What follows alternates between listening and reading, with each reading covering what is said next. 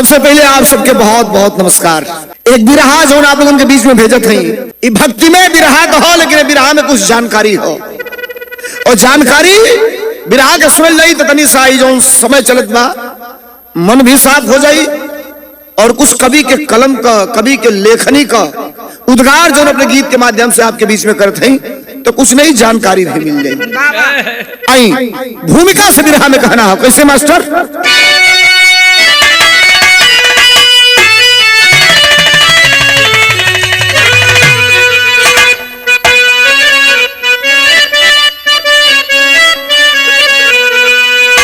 अब सुनिएगा, लिखा है कवि ने, क्या लिखा है? लीला शंकर की शंकर से होती बड़ी, स्वयंभू को शंभु कहते तीनों लोक में, पाक संदेश सारंग की छाती जली, सती साथ छोड़ी घिर गए शोक में, प्रेम प्रिया का प्रारब्ध से जोड़कर सबको 100 दिन संभारे रहे कांध पर, देव दानों में हलचल भयंकर मची, सोलंकी गया मौत के पाद पर।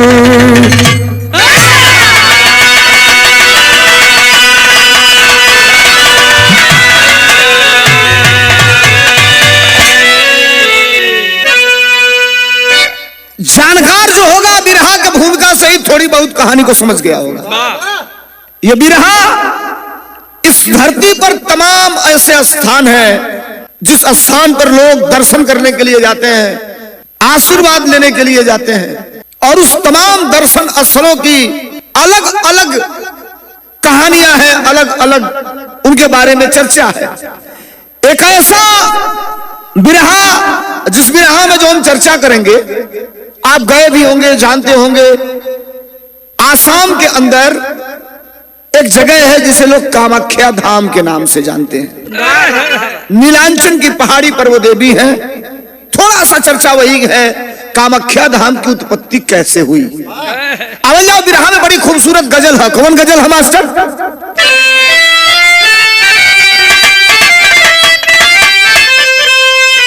वाह वाह,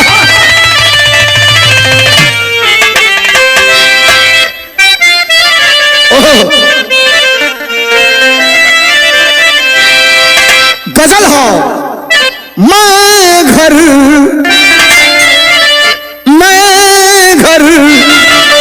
बना रहा हूँ,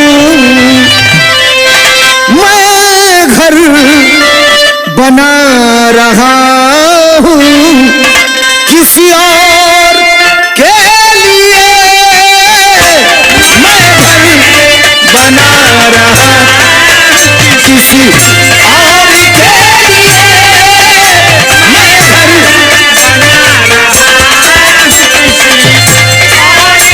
के लिए,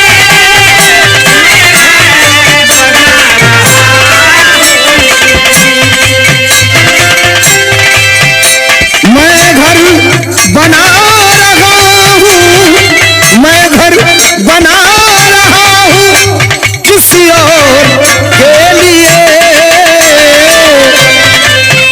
खुद को जला रहा हूँ, खुद को जला रहा हूँ किसी और के लिए, खुद को जला रहा हूँ किसी और के लिए, खुद को जला रहा हूँ किसी और के लिए।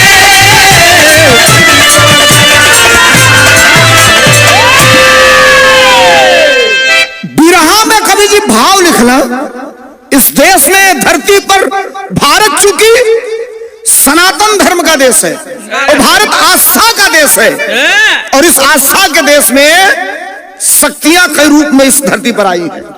तब कवि ने बिरहा में लिखा, क्या लिखा? शक्ति का जन्म होता का जन्म होता संसार के लिए, शक्ति का जन्म होता शक्ति का जन्म होता संसार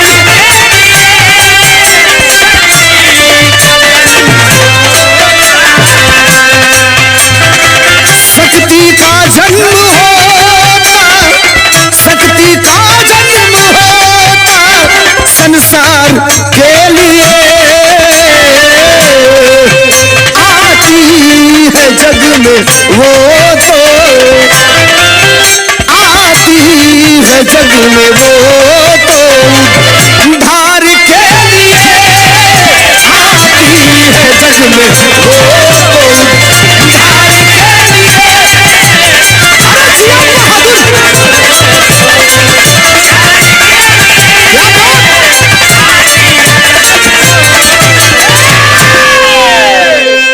हम गावे का याद रहे बता दिया आपको जेके धरती पर कई नाम से पुकारे जाला, काम रूप कामख्या, इतने ना अन्यथा मत लिया लो।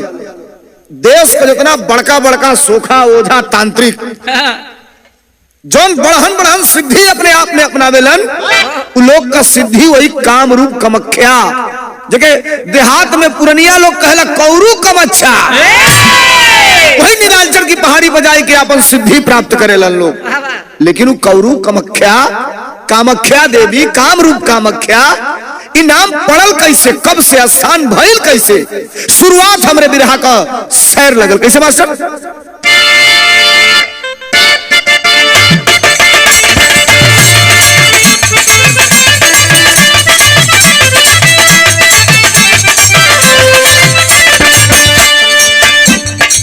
पिता के यज्ञ में, पिता के यज्ञ में सती का जब अपमान दिखा, सती को कहीं भी ना स्वयं का सम्मान दिखा।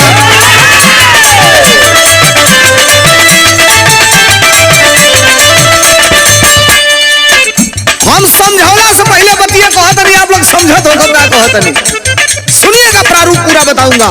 अगली बात, हवन में कूद गई यज्ञ को विध्वंस किया, हवन में कूद गई यज्ञ को विध्वंस किया, मौत की खबर भोलेनाथ को ज्वलंत किया।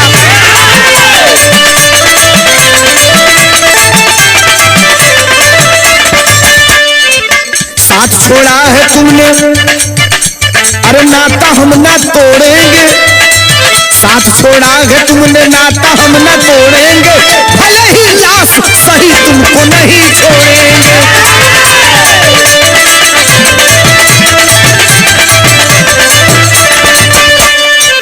कांध पे रखते कभी गोद में सुलाते थे, जब हृदय से सती सती वो बुलाते थे।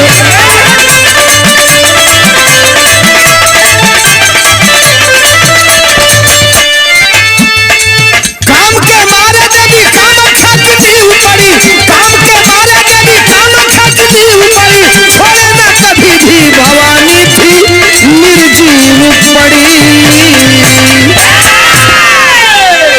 अब समझिए कहानी को।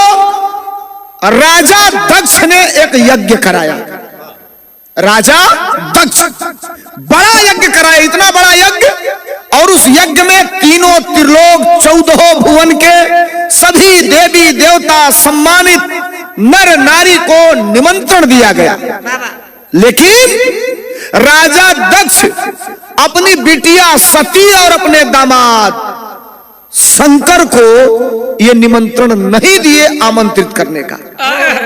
अच्छा, अक्सर कबो कबो ही होला, मेहरारू हर जगह का बुराई बर्दाश्त कर लिया, नैहरे का तनी मनी अगर गड़बड़ी हो रही, अगर मर्द कहता तो मेंटेन करके कोनो का जापत सापत करा लिया। हलचल मचल यहां कि राजा दक्ष के वहां तीनों त्रिलोक 14 भुवन के लोग आमंत्रित हैं, निमंत्रण में गए हैं। राजा दक्ष को बिटिया सती अपने स्वामी से कहली कि अब हमारे घर है तो हमके कारण थोड़े चाहिए, हमके निमंत्रण थोड़े चाहिए, हमारे बाप यज्ञ करावत हम। भगवान भोलेनाथ के अनुमति के बगैर सती अपने मायके जाती है। कहां? तो राजा दक्ष के वहां। और जब जाती है, यज्ञ चालू है, हवन चालू है, हवन कुंड के चारों तरफ घूमती है, विचरण करती है। पहले तो जाने के बाद मायके का कोई भी आदमी, पिता से लेकर भाई भौजाई से लेकर जो भी मतलब नात रिश्तेदार थे, कोई पूछ नहीं रहा है सती को। एक तो उसी तरह अपमानित महसूस कर रही है।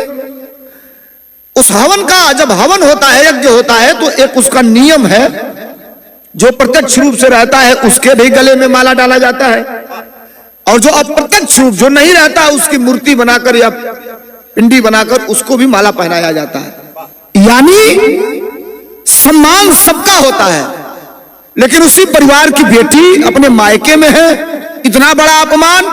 और सबसे बड़ा अपमान तो तब उनको लगा जब उनके पति यानी भगवान शंकर की वहां न प्रतिमा थी, न भगवान शंकर का वहां सम्मान था। दूसरे जगह अपमानित होकर लोग आवेला तो घर में लोगों के तीहा देला तो अपमान खत्म हो जाए, लेकिन जब घरे में लोग अपमानित होला तो फिर वो कहीं जगह ना मिलेला। सती उसी हवन कुंड में इतना अपमानित हो गई कि उसी जलते हुए हवन कुंड में कूद गई। अब कूद के सती जो ही कूदली, हर हर हर हर पूरा शरीर जले लगल। सती उसी हवन कुंड में जल के यूं कहिए मर गई। अब गणों के द्वारा भगवान भोलेनाथ तो इधर गहरी निद्रा में थे, उनको जगाया गया। जगा करके जब ये बताया गया कि सती ने हवन कुंड में कूद के अपनी जान दे दिया है, चलल हम विकराल रूप बनौले भगवान भोलेनाथ, वो हवन कुंड में आई के बिना केहू से पूछले जचले अपने जली हुई मरी हुई पत्नी को अपने गोद में उठा लिए और उठा करके लेकर के कैलाश पर्वत चले गए। कहानी आगे बढ़ल तो हमरे बिरहा में तरज लाग गई। कौन तरज है मास्टर?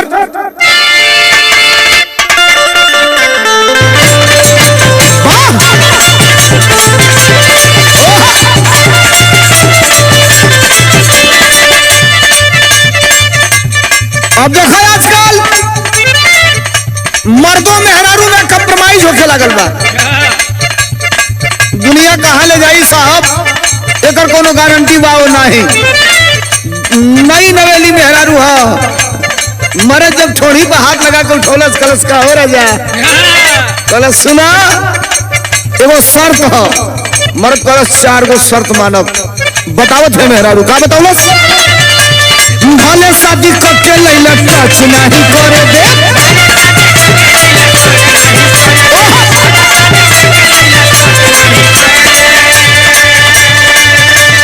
मिली ना जवाब तबले देह नहीं भरे दे।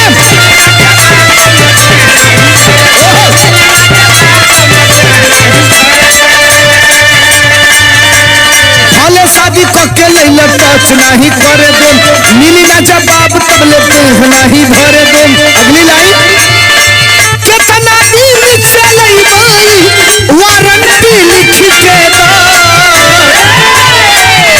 अरे कितना दिन चलई बाई वारंटी लिख के दो, कमर डैमेज नहीं करबो, गारंटी लिख के दो, कमर डैमेज नहीं करबो, गारंटी लिख के दो,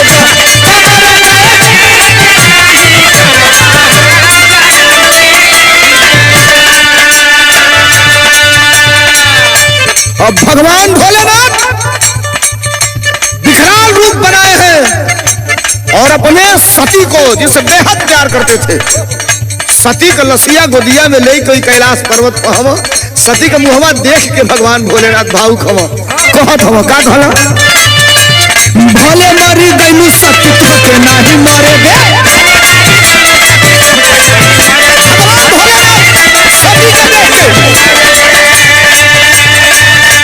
अरे अपने से जरल बालू हम नहीं जरे दे,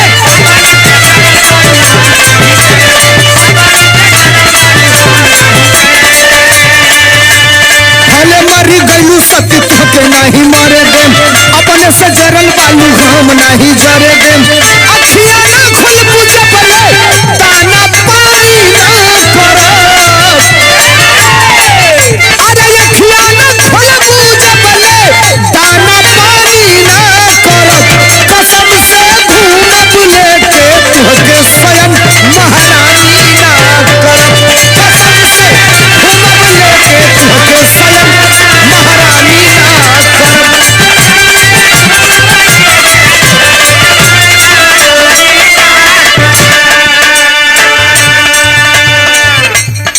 भगवान भोलेनाथ सती के लाश को लेकर के एकदम समझिए लीन है।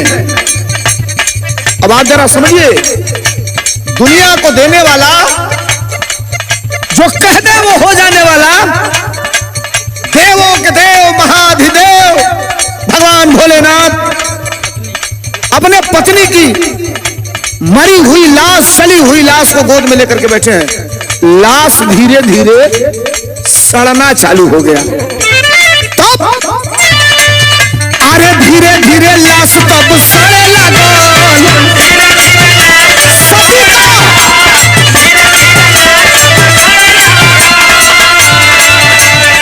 देवतन में चिंता तब बढ़े लगा।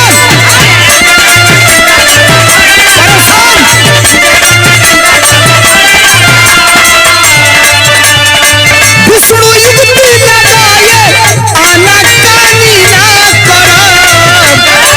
विष्णु युक्ति लगाए आनाकानी ना करो। कसम से ढूंढब तोहके लेके स्वयं महारानी ना करब। कसम से तोहके स्वयं महारानी ना करब। घूमब लेके तोहके स्वयं।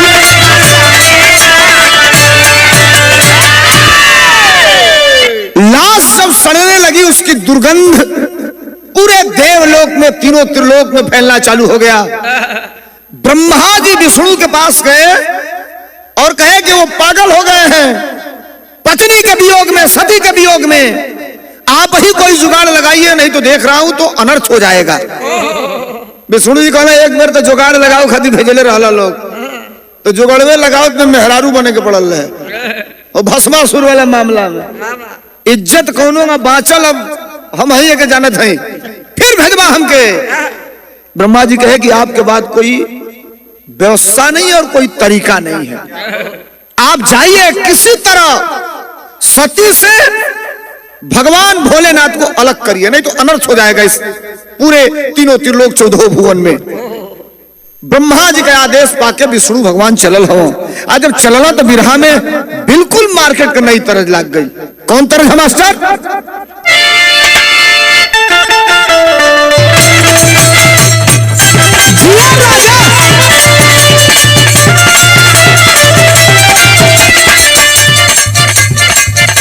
राजा डिमांड है आजकल मेहरारू का। हाँ डिमांड कई बिहार को, यूपीओ को मेहरारू मर्दन का ही कालम पकड़ के हिलावत अली सर सुना ढेर तैयारी लवा बनावे वाली को अली सर। एगो गाना हमार हिट भइल बात नहीं, वायरल चलता है रील पर, भातार भेज के बहारा बनावो तलू रील हो। हाय मेहरारू कह दिया मरद से, का कहलस? भर दे ही सोनावा कसेट चाहिए।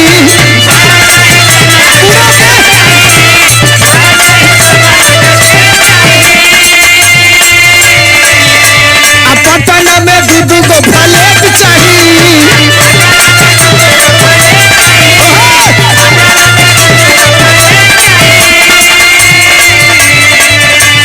भर दे ही सोनावा कसेट चाहिए।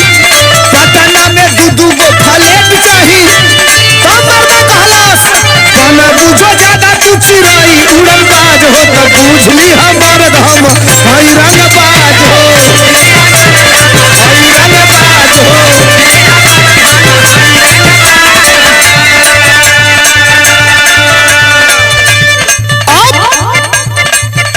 विष्णु भगवान ब्रह्मा जी के आदेश पाके भगवान भोलेनाथ जौन कैलाश पर्वत पर सती कैलाश लेकर बैठल हुआ वियोग में, सती वियोग में ओइजा के लिए प्रस्थान करें। कैसे मास्टर?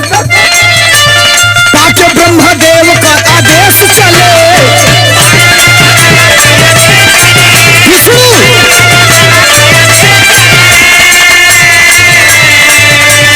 विष्णु क्षीर सागर से विशेष चले।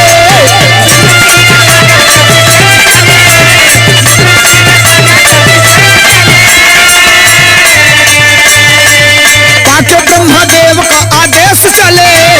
विष्णु क्षीर सागर से विशेष चले।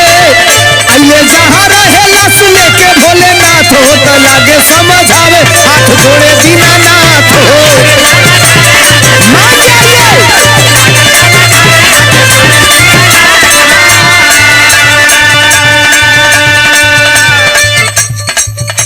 ब्रह्मा जी के कहने के अनुसार विष्णु भगवान कैलाश पर्वत पर है। सामने भोलेनाथ अपने पत्नी की मृत लाश, चली हुई लाश लेकर के बैठे हैं। निवेदन कर रहे हैं कि मान जाइए प्रभु। और जो ही अभी निवेदन करत हो तो भगवान भोलेनाथ बिना कुछ कहले कैला का मास्टर भागे काले लाशी लाश फिर से उठाई के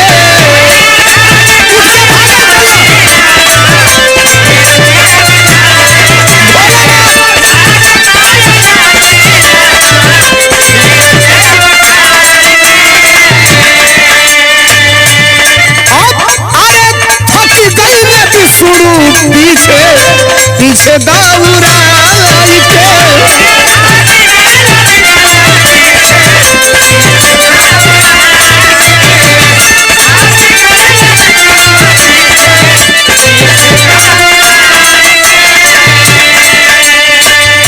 भागे काले लाशी लाश फिर से उठाई के थक गई मैं विष्णु पीछे पीछे दाबुराई के। अरे चक्र चला के काटे सती जी के माथ हो तो लागे समझावे हाथ जोड़ दीनानाथ हो।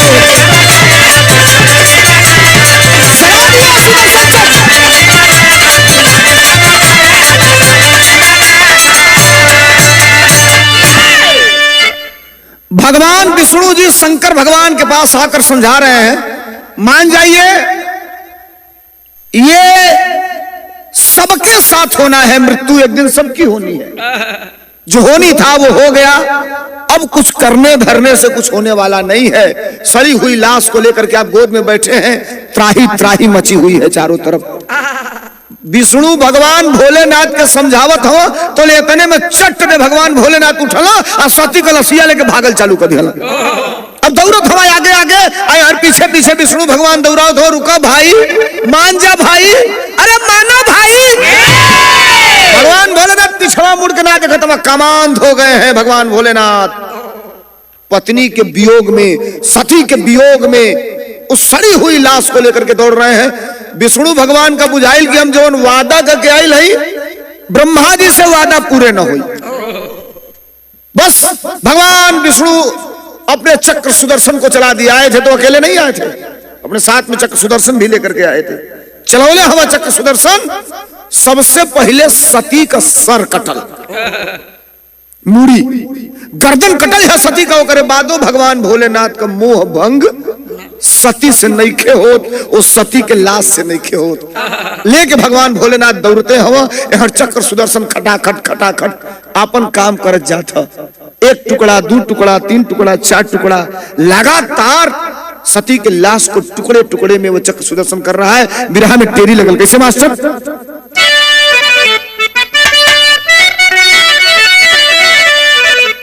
चक्र सुदर्शन के द्वारा विष्णु भगवान के अनुसार और वेद पुराण के अनुसार, भारतीय संस्कृति के अनुसार जो मान्यता है, जो लोग बताए हैं कि चक्र सुदर्शन ने सती के लाश को कितने टुकड़े में किया। आइए यहीं से जिस बिरहा को मैं आपके बीच में रखना चाहता हूं उसकी पृष्ठभूमि खड़ी हो गई है। कैसे? बदनिया बदनिया 52 टुकड़ा में किए। हाँ बदनिया 52 टुकड़ा,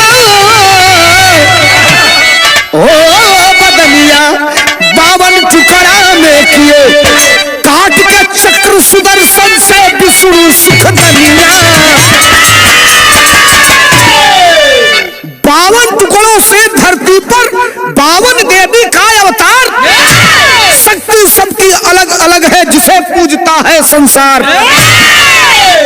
हम ना कहते ग्रंथ बताता, युगों युगों से है विस्तार।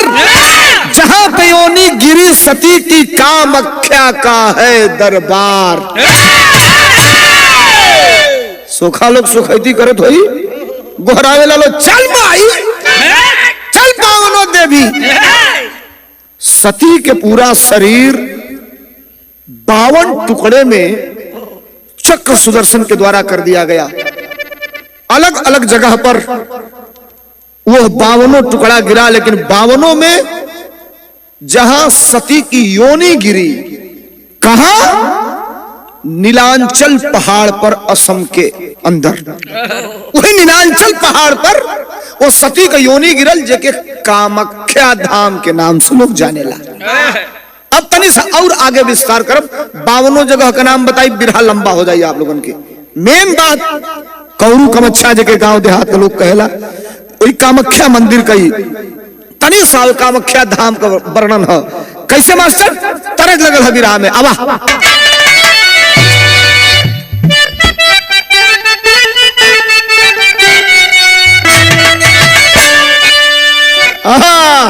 नया 9 दिन पुरान 100 दिन। ए नौका तरज आ जाई, काल खत्म हो जाई। देखा आनंद तो हर समय धुन तरज में मिले, लेकिन पहले का कभी गीत लिखा तो आनंद दो तनी करेजा के ठंडक भी पहुंच जाओ, लेकिन उतना खोला ना जितना आज का गाना खुल जाता। ये पुरान तरज है, आजो एक ताजगी है, आजो अगर ढंग से गा देबो तो नौ की तरफ से ढेर लोग के आनंद मिल जाई। कैसे मास्टर? तरज हो। अरे माटी खाने गई माटी खाना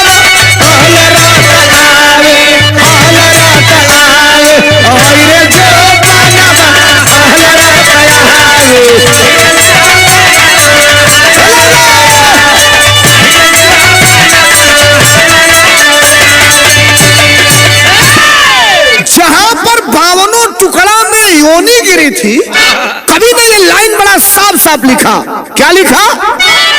अरे असम सहारिया में माई के मंदिरवा, नीरवा हो जाला, नीरवा हो जाला, 3 दिन रुधिरवा, नीरवा हो जाला।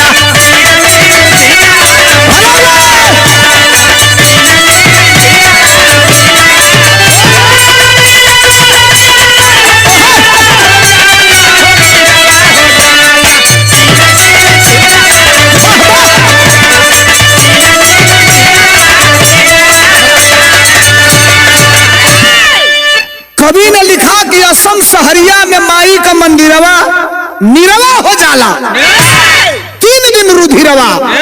नीर माने पानी, रुधिर माने रक्त। मतलब 3 दिन हर महीने में पानी ही रक्त बन जाता है। लेकिन आखिरकार वो 3 दिन और का होला मास्टर? सुन जाओ। अरे पूजा पाठ बंद रहे, मंदिर के कपाट हो,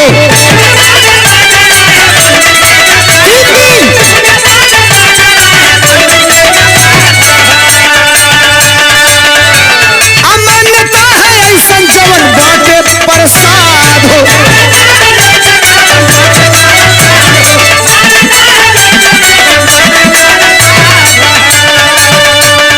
पूजा पाठ बंद रहे, मंदिर के कपाट हो, मान्यता है ऐसा जवन बाटे प्रसाद हो। लाल हो जाला हो सफेद रंग चिरवा, नीरवा हो जाला, नीरवा हो जाला, 3 दिन रुधिरवा, नीरवा हो जाला।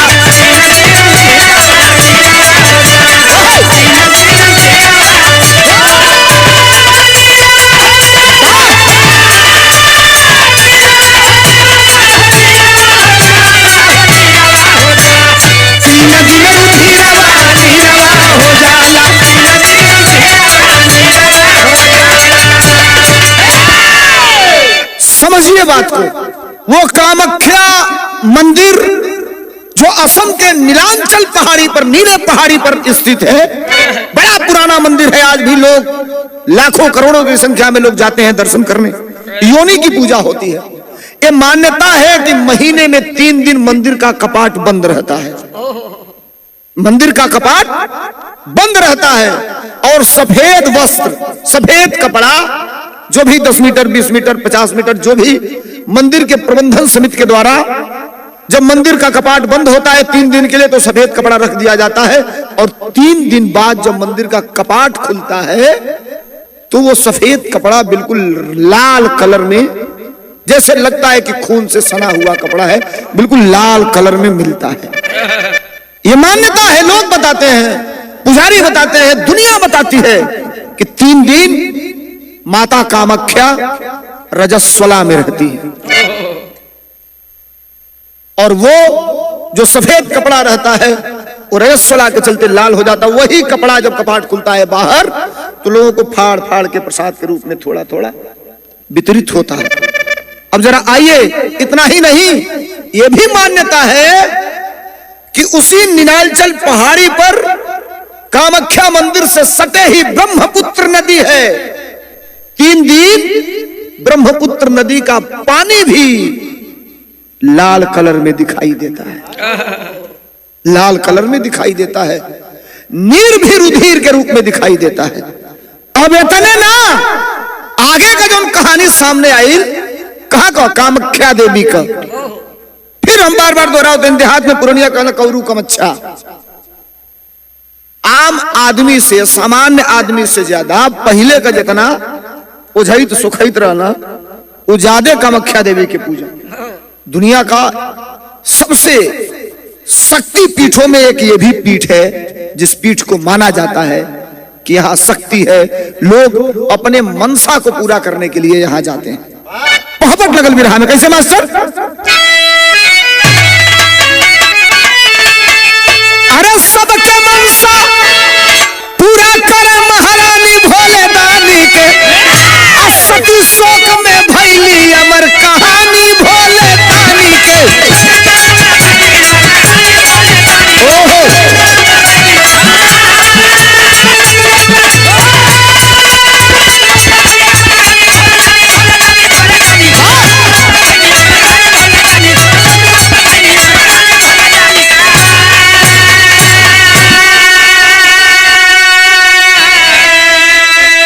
नीलांचल के नीले पहाड़ पर अरे बनल कामाख्या धाम हो, अंबुबाची मेला लगता जहां जुटती भीड़ तमाम हो। अरे परदेली भगतन के ऊपर दानी भोले दानी के, आज देवी रूप में योनी अमित निशानी भोले दानी के।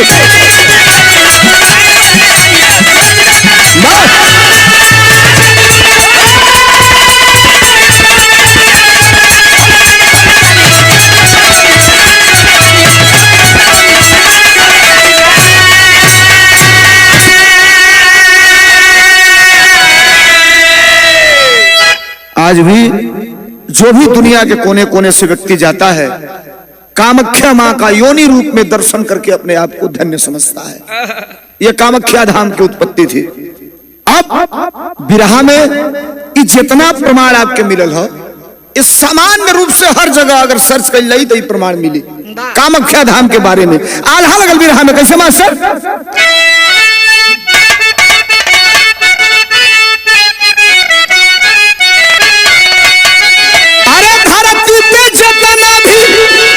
देवी देवता बाल भैया,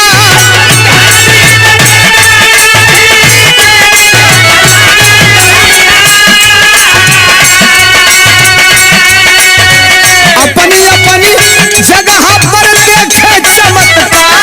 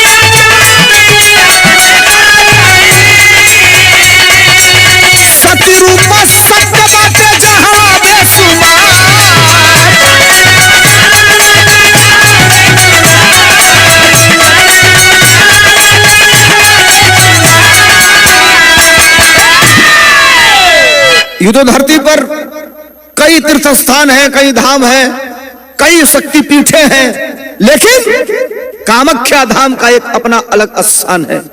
मन की मुराद लेकर के जो कोई जाता है, दर्शन करके वापस आता है, माता सबका कल्याण करती है। ये भारत भूमि है, ये धरा पर आस्था का देश है। मैं पहले ही आपको बताया, मानो तो देव नहीं तो पत्थर।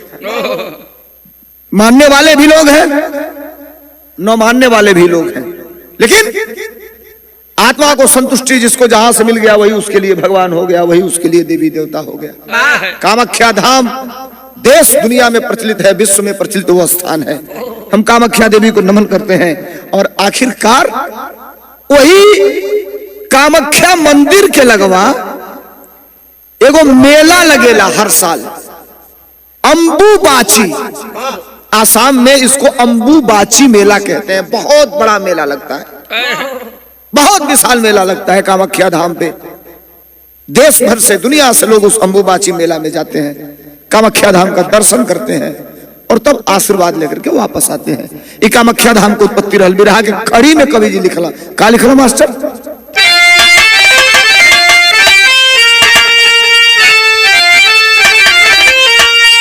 संदेश हो सबके खातिर, जे ए धरती पर आस्था के मानेला ओकरे खातिर, जे ना मानेला ओकरे खातिर, सबके खातिर कवि जी के वो संदेश है। का मास्टर? अरे पूजा करे जे कर भी मूर्तिया बसाई हो,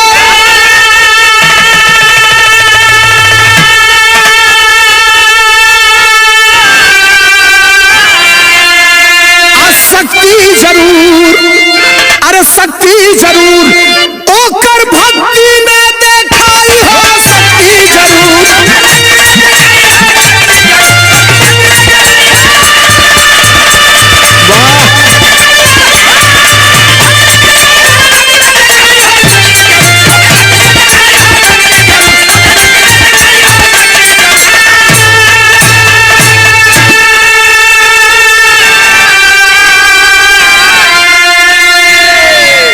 हम क्या करें, हम भी आस्तिक हैं।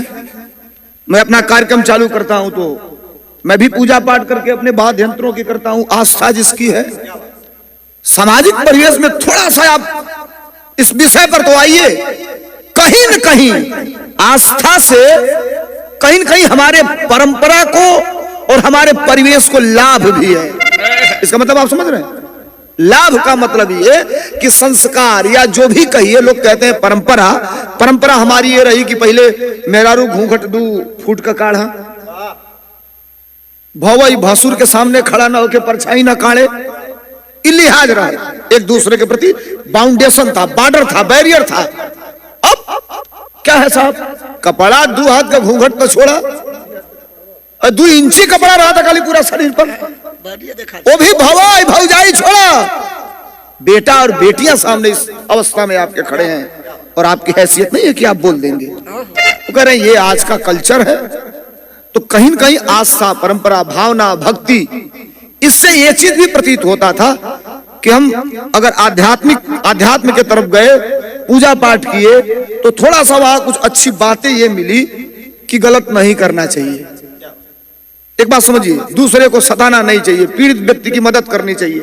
ये सब चीजें हमें ग्रहण करने वाली भी बात है। आप कहीं जाइए, अच्छाई अगर मिले तो ग्रहण करिए, और नहीं अच्छाई मिले तो भाई इस कान से सुनिए, इस कान से निकाल दीजिए। कौन रोक रहा है आपको? एक चीज और कवि ने बड़ी अच्छी बात लिख दिया। क्या? कहीं कहीं होला धर्म का छलावा, लोग गाड़े बैठे हैं पाखंड वाला दावा, लेकिन देवी देवता भी कहियो अरे जय है अलगाई हो।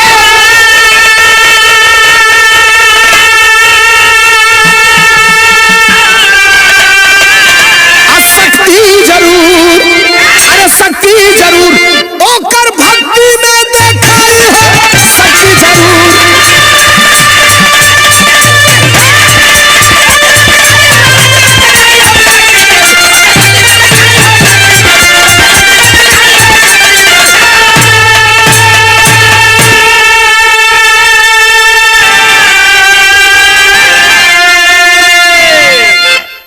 जैसी आपकी देखने की और सोचने की क्षमता होगी, जो भावना होगी, उसी तरह हर चीज आपको दिखाई देगा। कामाख्या धाम को उत्पत्ति रहल। अंतिम लाइन में खानदान का परिचय है। कैसे मास्टर? गुरु बिहारी गुरु गणेश शिव जी की अद्भुत माया, स्वर्ग बसे चंद्रिका, कभी कहीं धूप कहीं पर छाया। अरे बदनिया 52 टुकड़ा में किए, बदनिया 52 टुकड़ा में किए,